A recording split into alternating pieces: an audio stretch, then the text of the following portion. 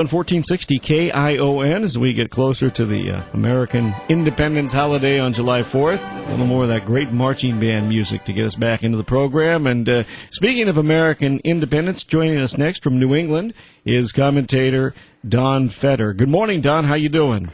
Mark, I'm fine. How are you? Not bad at all. I guess, out here in California, because we're out here on the left coast, the Independence Day is always referred to as the 4th of July, which is always one of my pet peeves. And I always tell people it's not just a day on the calendar, it's Independence Day. Do they still call it Independence Day in New England, or is it the 4th of July? No, I think most people refer to it as the 4th of July. I'm not sure if it's all that important, Mark.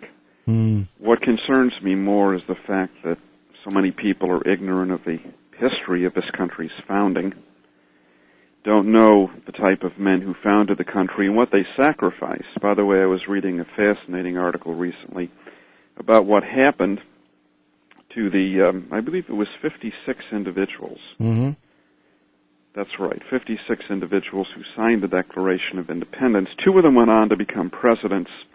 A number of others became governors or United States senators. I think one was a vice president. But by and large, the 56 individuals who signed the Declaration of Independence suffered from the war. Most of them lost property. Mm-hmm. They lost homes.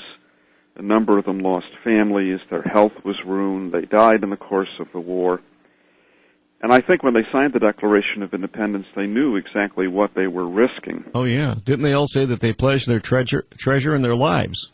Their lives, their fortunes, and their sacred honor, if I'm not mistaken. That's the way the Declaration of Independence ends. And that wasn't an idle boast. The British marked each of them. Each signer of the Declaration of Independence became a marked man. Of course, treason was punishable by death, and the British intended to exact revenge. And whenever one of the signers or a member of his family fell into British hands, they were punished, and in some cases punished grievously for that. So the Founding Fathers made sacrifices that very few Americans today really appreciate, Mark. Yeah, I think oftentimes there's this misbegotten idea of history, Don, that the founders, they all signed the Declaration of Independence, then they went off to a barbecue and lived happily ever after and watched the colonial troops, the Continental Army, fight the British, and that was that. And nothing could be further from the truth. I mean, these guys, they were up to it in their eyeballs, and as Ben Franklin, once famously was quoted as saying to the rest of them, we must all hang together or we'll certainly all hang separately. And they weren't kidding. Yeah. One of the things I find ironic, by the way, is just last week and the week before, there was a push to revive the Fairness Doctrine and apply it to people like you, Mark. Yes. Apply it to talk radio. I can't think of a more grotesque violation of the First Amendment, and yet it came almost on top of Independence Day, or the 4th of July, if you will. Mm-hmm. I was thinking about that myself, and I was hoping that when Mr. Pence's bill came in, to restrict the funding of the FCC, that they could have done it symbolically, like on July 2nd or 3rd or even 4th, just to make the point. But I think he made a pretty good point with it last week. But it's really incredible, because when you look at it, I don't necessarily believe that talk radio tells people what to think. That's what our critics would say. We're telling people what to think. And, for example, like what happened last week over the immigration amnesty bill. It isn't that. It's what talk radio is doing is we're just amplifying the voice of the people on this particular issue. And, I don't know that we can necessarily change the direction of the wind or public opinion. We're here to reflect what people feel. And we amplify it, and we give them the opportunity to have a voice where they don't have a voice. And I think a lot of the power brokers in Washington, on both the left and the right, don't like that. They don't like being challenged that way. No, they don't. And more than just amplifying the voice of the people, Mark, I think that talk radio mobilizes people. Yes, that's it. In a way that tends to frighten the establishment. I talked to someone on Capitol Hill who works for a Republican congressman, Republican senator actually, who had initially supported the bill, and he said people melted the wires coming into our office with phone calls. Yeah. He said, I have never seen a response like this. Now, the Minutemen, I think, played a role in it. Some other conservative groups mobilized their members, but a lot of it came from talk radio. Yeah. No, it was a coalescing force. Yeah, and the establishment is furious over that. I mean, on the one hand, you have Hillary Clinton and Barbara Boxer talking about, we have to fix this. These are just right-wing extremists. There's no balance on the one hand. On the other hand, you have Trent Lott. I like to refer to Senator Lott as Mush, Mississippi, saying talk radio is now running the country. We have to do something about that. But didn't he back off from that comment later? I hadn't heard. I wouldn't be surprised. I hadn't heard that he did. By the way, the irony here is when he lost his position as Republican leader. Yes. Back in the early '90s, because of something he said at Strom Thurmond's birthday party that was blown out of all proportion. It was talk radio hosts who defended him and put it into context. Right. And this gives you some idea of the gratitude of people in Washington. Yeah. And I think really what we are best able to do is reflect the direction that the wind is blowing.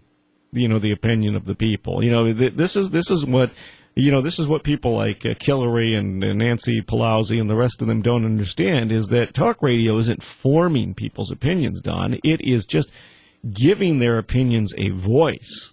That's right. Because, you know, if we were at odds and opposite of the American people, we would not succeed. We would be like Air America. We'd be out of business. Well, I think talk radio is the most market-driven force. Mm-hmm. And I think that's why it's been successful, because it is market-driven. That's right. For that reason, Mark, and also because it's the only place where normal people can go. Yes. Hear ideas that they agree with. It's forgive me for being blunt. That's okay, it's the only place where you're really consistently going to get news and commentary. Mm-hmm.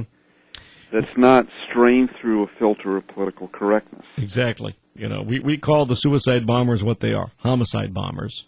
That's right. Okay. No one else in the media does that. Now, Fox News Channel did it for a while. I think they've sometimes they back off of that. But for the most part, in talk radio, we've got it pegged right. These people aren't just committing suicide, killing themselves. They're taking out lots of people, and those people are being taken out involuntarily. And when you die involuntarily through an action of someone else's force, Don, that's called murder. That's homicide. That's right. It's not that hard to figure out. No, it isn't at all.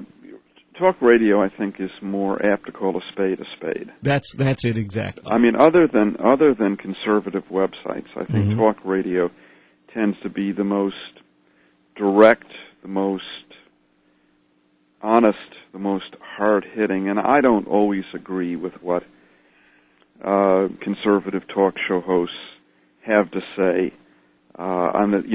This is not just unadulterated praise for talk radio. I think that there are problems in talk radio, as there are with any medium. But I think that the thing that really gets the left, that drives the left nuts about talk radio, and we need to keep reminding the American people of this, Mark, is that it's the only segment of the media that they do not control. Yes, and that is what drives them crazy. And the fact that it has an effect on the popular and public discourse in this country is the other thing that drives them crazy. You know, they just, that's what, because they believe, liberals always believe that they should have a hegemony on all public policy in this country because, they're the best, they're the brightest, they went to the best schools, they have the most education, and they have the best hearts as well. They'll tell you that. Because you know what, in a way they're like, they're like the communists.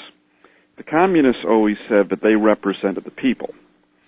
And, the obvious response is, well, if you represent the people, why don't you stand for election? Exactly. And the communist comeback would be, well, the people don't really understand what they want. Yeah. We know the people better than the people know themselves. Mm-hmm. And that's why China is called the People's Republic,